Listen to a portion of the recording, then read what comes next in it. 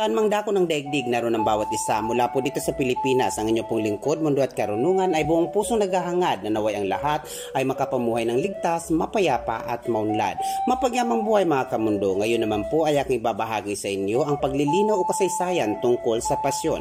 Bilang panimula, ang pasyon o sa wikang Kastila ay pasyon ay isang naratibong tula ng Pilipinas na nagsasaad ng buhay ni Jesucristo mula kapanganakan, pagkapako niya sa krus hanggang sa muling pagkabuhay. Ito ay may saknong ng 5 linya sa bawat linya ng pagkakaroon ng 8 pantig. Ang anyo na ito ng salaysay ng pasyon ay popular sa Pilipinas, lalo na sa panahon ng mahal na araw o Semana Santa.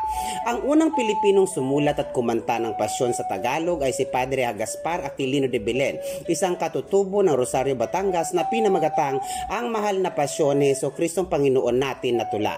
Ang kanyang salin ay makikita sa mga panalangin nagtatagubilin sa kaluluwa ng taong naghihingalo.